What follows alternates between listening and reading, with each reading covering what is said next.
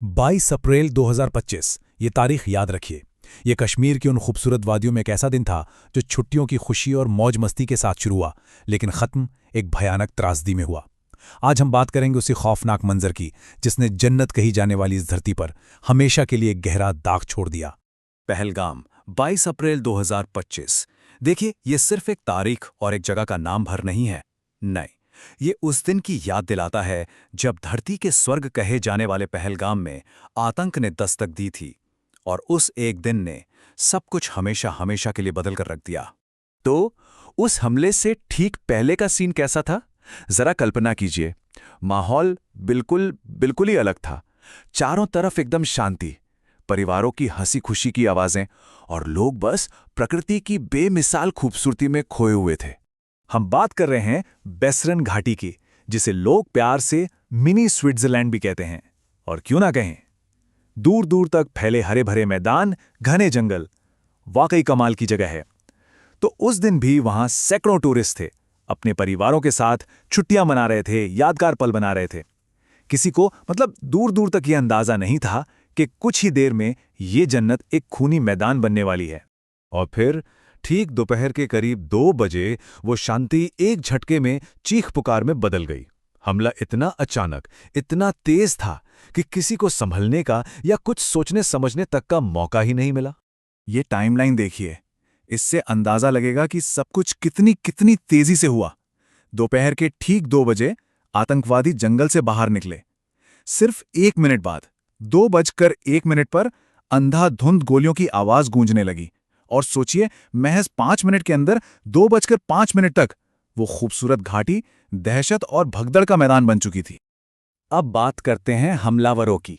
ये कोई आम लोग नहीं थे, पूरी तैयारी के साथ आए थे। उन्होंने सेना की वर्दी पहन रखी थी ताकि कोई उन पर शक ही ना कर सके। और उनके हाथ में AK-47 और M4 जैसी घातक राइफलें।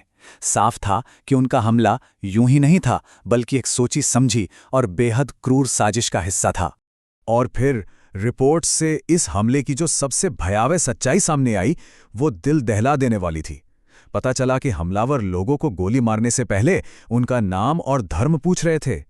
मतलब साफ है, ये सिर्फ अंधाधुंध हिंसा नहीं थी। नहीं, ये नफरत से भरी एक चुनी हुई टारगेटेड साजिश थी।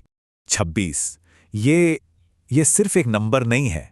ये उन 26 निर्दोष जिंदगियों की कहानी है जो चंद मिनटों में खत्म कर दी गई। इनमें बच्चे थे, बड़े थे, पूरे पूरे परिवार थे जो बस छुट्टियां मनाने आए थे, और वो इस नफरत का शिकार बन गए।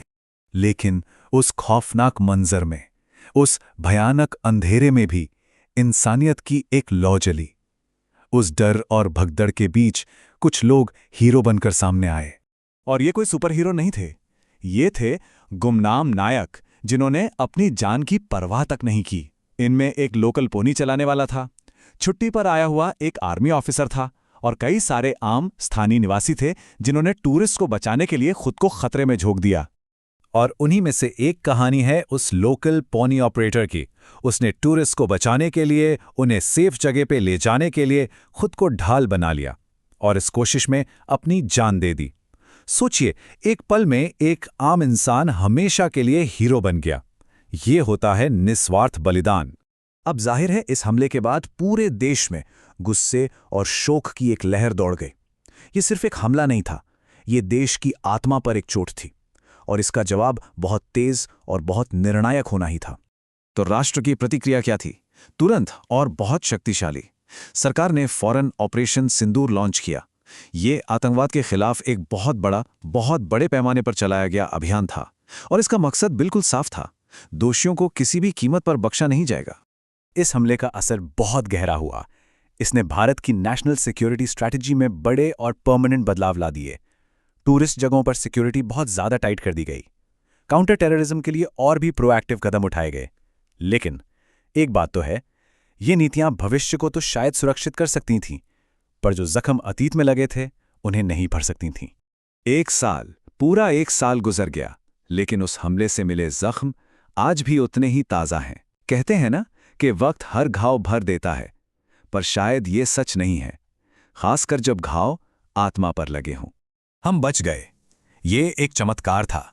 यह शब्द उस हमले से बचे हुए एक परिवार के हैं, एक ऐसा परिवार जिसने मौत को बिल्कुल अपनी आंखों के सामने देखा था।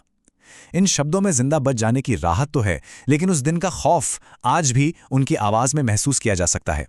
देखिए, वक्त के साथ क्या होता है, अखबारों की सुर्खियां बदल जाती हैं, टीवी पे नई खबरें आ जाती हैं, लेकिन उन परिवारों के लिए कुछ नहीं बदला। जो उस दिन वहां थे, उनमें से कई आज भी उस सदमे, उस ट्रॉमा से बाहर नहीं निकल पाए हैं। वो यादें उनके साथ हमेशा के लिए रह गई हैं। और आखिर में एक सवाल पीछे रह जाता है।